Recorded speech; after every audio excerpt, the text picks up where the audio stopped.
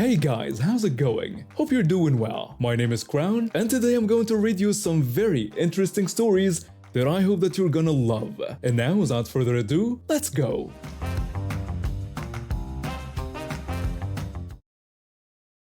Let me start from the beginning. I'm a 16-year-old girl living with my mom in a small town in the UK. We're not rich by any means, but mom works hard to provide for us. She's always been my rock, especially since my dad left when I was young. My mom has a chronic back condition that causes her constant pain. Some days are worse than others, and on those days, even walking short distances can be excruciating for her. That's why we have a disabled parking badge. It's not something we flaunt or abuse, it's a necessity that helps my mom maintain some semblance of independence. Recently, my mom's condition had been flaring up pretty badly. She'd been stuck at home for days, and I could see it was getting her down. So when she suggested we go out for a bit of shopping, I was more than happy to accompany her. It would be good for her to get out of the house, and I knew she needed to pick up some essentials. We set off in our car, a convertible BMW that my mom had recently leased. It was her one indulgence, a little treat to herself after years of scrimping and saving. She'd always dreamed of owning a convertible, and seeing her face light up every time she got behind the wheel made me happy. As we pulled into the home parking's car park, I could see it was busy. We circled around once before spotting an empty disabled space near the entrance. My mom carefully maneuvered the car into the spot, and I got out to grab a trolley for her to lean on while we shopped. That's when I heard it, a shrill voice cutting through the air like nails on a chalkboard. "Excuse me." I turned around confused.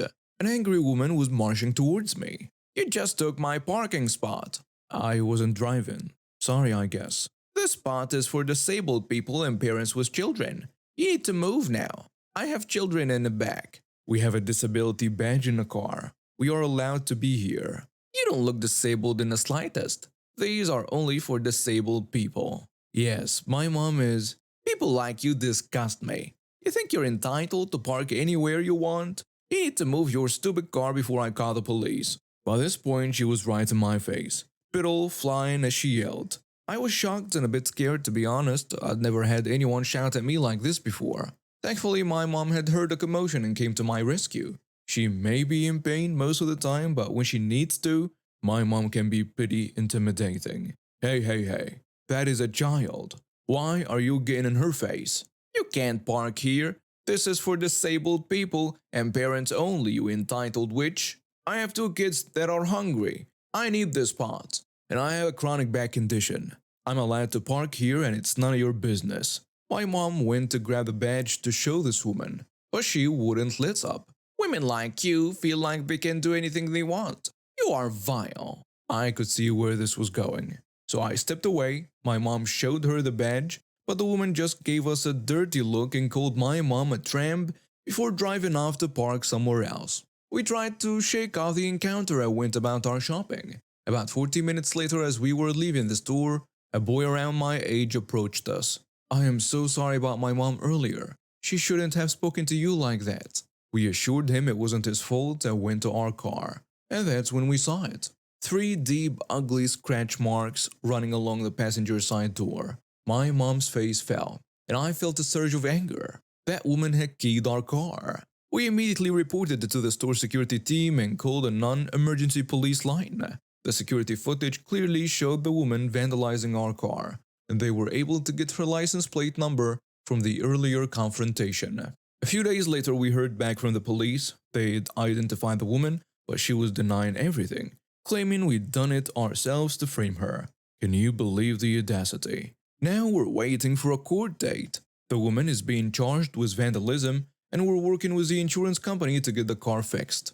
I'm nervous about having to potentially testify, but I know we have the evidence on our side.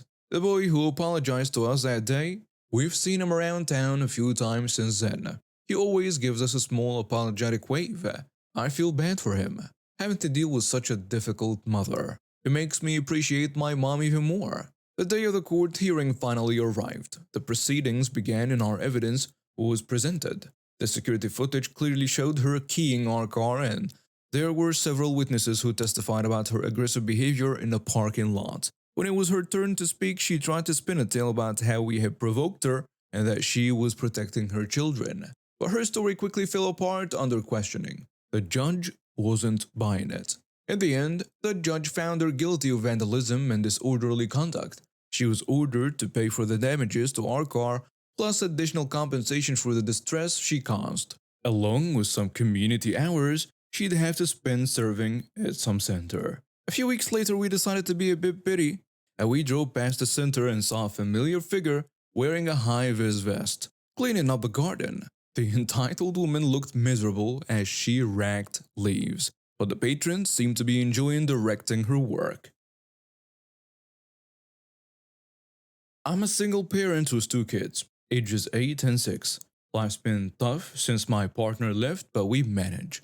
I work from home as a freelance graphic designer, which lets me be there for my children. It's not easy, but we make it work. That day started like any other. We were running low on groceries, so I decided to take the kids with me to the store. It was a Saturday afternoon, and I figured it would be a nice outing for us. We piled into our old sedan. It's not much, but it gets us where we need to go, and the kids were excited about picking out some snacks. I was just happy to get out of the house for a bit. The drive to the store was uneventful. We sang along to some silly songs on our radio, and the kids were giggling in the back seat. Everything was fine until we got to the intersection near the grocery store. I was waiting to make a left turn, and that's when I first noticed her in my rearview mirror. A sleek, expensive-looking SUV was right behind us, and the woman driving it looked impatient. I didn't think much of it at the time. When the light turned green, I waited for oncoming traffic to clear before making my turn. Apparently, that wasn't fast enough for the woman behind me. She laid on her horn, startling me and the kids. It's okay, guys. Some people are just in a hurry. I tried to brush it off, but I could see the woman gesticulating wildly in her car. As soon as it was safe, I made a turn and pulled into the grocery store parking lot. I thought that would be the end of it. As I was looking for a parking spot, I heard the screech of tires. The same SUV came tearing around the corner, cutting off another driver. She sped through the parking lot and pulled up right next to us, rolling down her window. "Hey you! You in a piece of junk car!" I was shocked. I rolled down my window trying to keep calm for the kids' sake. "Is there a problem?" "Yeah, there is a problem. You drive like an old lady. Some of us have places to be." "I'm sorry if I inconvenienced you, but I was just trying to drive safely with my children in the car." "I don't care about your brats. Learn to drive or stay off the road." With that, she peeled away, leaving us stunned in her wake.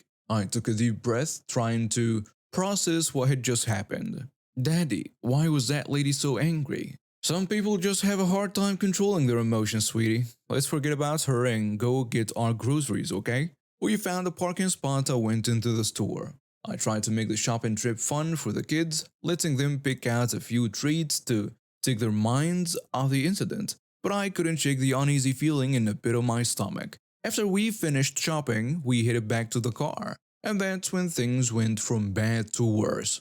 As we approached our sedan, I saw the SUV again. It was parked a few spaces away, and the woman was standing next to it, glaring at us. I tried to ignore her as I loaded the groceries into the trunk. "Hey, I'm talking to you." I turned to face her, positioning myself between her and my children. "Look, I don't know what your problem is, but please leave us alone. We're just trying to go home." "You think you can just get away with disrespecting me like that? Do you know who I am?" "I don't know you, and I did not disrespect you. Please just let it go." I ushered the kids into the car, my heart racing. As I got into the driver's seat, I saw the woman storming back to her SUV. I thought maybe she was finally leaving. I was wrong again. As I started to back out of the parking space, I heard the roar of an engine. Before I could react, there was a sickening crunch as the SUV slammed into the rear of our car. The kids screamed, and I felt a wave of panic wash over me. "Are you okay? Are you hurt?" "Daddy, I'm scared. What's happening?" "It's okay, we're going to be okay. Just stay in your seats." I reached for my phone to call 911, but before I could dial, there was another impact. The SUV had reversed and rammed us again. 911, what's your emergency? "Please, we need help. There is a woman ramming her car into ours in a grocery store parking lot. My children are in the car." Sir, can you give me your exact location? As I tried to give the dispatcher details, the woman kept alternating between ramming the front and back of our car. The kids were crying and I was terrified she might hurt them. Please hurry. She is not stopping. Officers are on their way. Try to stay calm and don't engage with the other driver. The next few minutes felt like hours. The woman kept hitting our car, screaming incoherently. I did my best to comfort the kids, and I was shaking with fear and anger. Finally, I heard sirens approaching. Two police cars pulled into the parking lot, lights flashing. The officers quickly assessed the situation and approached the SUV with caution. Officer 1 says, "Ma'am, turn off your vehicle and step out with your hands where we can see them." For a moment, it looked like she might comply, but then to my horror, I saw her reach for something in her car. Officer 2 yells, "Gun! She's got a gun!" Everything happened so fast after that. The woman raised her arm, pointing something at the officers. There was a loud pop, and I instinctively ducked, covering my ears. When I looked up, I saw the woman slumped over her steering wheel. The officers had their weapons drawn, approaching the SUV cautiously. "Suspect is down. Call for an ambulance." I was in shock. The kids were hysterical, and I did my best to shield them from the scene. The next few hours were a blur. Paramedics arrived and took the woman away. She was alive, but injured. The police took our statements, and a victim advocate was called to help us. As it turned out, the woman had a history of road rage incidents. She'd been in and out of anger management programs, but nothing seemed to stick. The gun she pulled on the officers turned out to be real, loaded, and unregistered. In the aftermath of the incident, we received support from victim services. The kids needed counseling to deal with the trauma, and I found myself jumping at every car horn for weeks. The woman survived her injuries and was charged with multiple felonies, including assault with a deadly weapon, child endangerment, and attempted assault on a police officer. She's facing years in prison. As for us, we're slowly healing. The insurance company totaled our car, but we were able to get a replacement. More importantly, we're all safe. I'm more grateful than ever for the precious moments I have with my children. Life is too short to let anger consume you. I just wish that woman had learned that lesson before it came to this. I've always been a hard worker, you know. Ever since I was a kid, I took pride in doing my best at whatever job I had. My parents instilled that work ethic in me, and it served me well over the years. But sometimes doing your best isn't enough when you're dealing with people who don't appreciate it. I started working at the cash center about 3 years ago. It was a good job, decent pay, and I liked the night shift. Fewer people around, less drama. Most nights, I'd come in, do my work efficiently, and head home early. That was the unwritten rule. Finish your work, you can go. It worked well for everyone. But then came that night, the night when everything went sideways because of one new manager who thought he knew better than everyone else. I walked in for my shift as usual, nodding to my co-workers as I made my way to my station, and about halfway through the night I noticed a new manager hovering around watching everyone like a hawk. I'd seen him around before, but this was the first time he was overseeing the night shift. As I was wrapping up my usual tasks, he approached me. "You, what's your name?" "OP, sir." "Right. OP, I need you to help out with loading the cash for the automated teller machines tonight." I hesitated. This wasn't my usual job, and I'd never done it before. "Sir, I've never worked in that section before. Is there someone else who—" "It's not rocket science. Just put the cash in the boxes. Now get to it." I wanted to argue, but the look on his face told me it wouldn't do any good. So I made my way over to the cash machine loading area. The regular team there looked at me curiously as I approached. "Hey, what are you doing here?" my coworker says to me. "New manager wants me to help out. But you've never—" "Less talking, more working," the manager yells. The coworker shot me a sympathetic look and turned back to her task. I stood there for a moment, unsure of what to do. I figured I should at least try to get some basic information. "Excuse me, sir, how much should go in each bundle? And how much per box?" The manager whirled on me, his face red with irritation. "I told you it's not rocket science. Just put the cash in a box." "But sir, Are you stupid? Put the cash in a box." I bit my tongue, anger rising in my chest. Fine. If that's how he wanted it, that's what he'd get. "Yes, sir." I turned to the pile of cash and started loading it into the box. I filled it to what seemed like a reasonable level, but then I remembered his words. Just put the cash in the box. So I kept going. I stuffed more and more in, pressing it down to make room for more. When it seemed full, I remembered his condescending tone and stuffed even more in it. By the time I was done, the box was so full I had to use all my weight to close it. I looked around, but the manager was nowhere to be seen, probably off harassing someone else. I shrugged and moved on to the next box. As the shift was ending, I noticed a commotion near the manager's office. People were rushing around looking panicked. I overheard snippets of conversation. Coworker 1, how can we be short £65,000? Coworker 2, the manager's going to have a fit. I had a sinking feeling in my stomach. Had I messed up that badly? But I'd done exactly what he told me to. The manager burst out of his office, face purple with rage. Recount everything, every single box. For the next hour, everyone scrambled to recount the cash in each box. I stood by trying to look busy while my heart raced. Finally, they got to the box I backed. When they opened it, it was like a cash explosion. Money went flying everywhere. The girl who usually worked that section stood there, mouth agape. How did you fit so much in there? I shrugged, trying to look nonchalant. I was told to put the cash in a box, so I did. The manager stormed over, staring at the mess of cash on the floor. I praised myself for the yelling, the accusations, maybe even getting fired. But to my surprise, he said nothing. He just stood there looking at the cash, then at me, then back at the cash. After what felt like an eternity, he spoke. Clean this up and repack the boxes. Correctly this time. And with that, he turned and walked away. I helped clean up the mess and repack the boxes. This time with guidance from the regular team. As I was leaving, I overheard two of my coworkers talking. Did you see the look on the manager's face? Yeah, I thought he was going to explode. Well, serves him right for not listening to the new guy. From that day on, I noticed the manager was a lot more careful about giving clear instructions to people. Sometimes malicious compliance is the best way to deal with entitled people who think they know everything. And if you're going to tell someone to just put the cash in a box, you better be prepared for them to do exactly that. Growing up, I was always a confident guy. Captain of the debate team, decent at sports, and popular with friends. I met my wife in college. We hit it off immediately, bonding over our shared love for obscure indie bands and terrible horror movies. She was smart, funny, and drop dead gorgeous.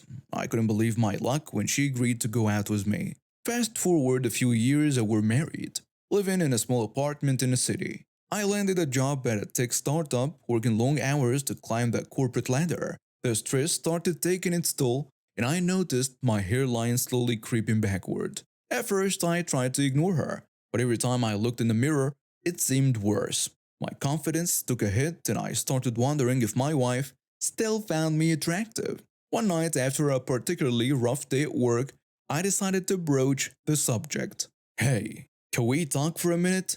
Wife says. Sure, what's up?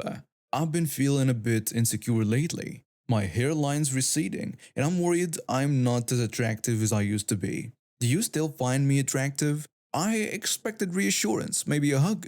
What I got instead felt like a punch to the gut. Well, I could easily find someone more attractive if I wanted to, but I'm afraid no one would treat me the same way you do. I felt like I'd been slapped across the face. My stomach dropped and I couldn't believe what I was hearing. What? How is that supposed to make me feel better? It's a compliment. I'm saying I appreciate how you treat me, but you're also saying you go for someone more attractive if you knew they'd treat you the same way. How is that not hurtful? That's not what I meant. You're twisting my words. I'm not twisting anything. You literally said you could find someone more attractive. You're overreacting. I was trying to pay you a compliment.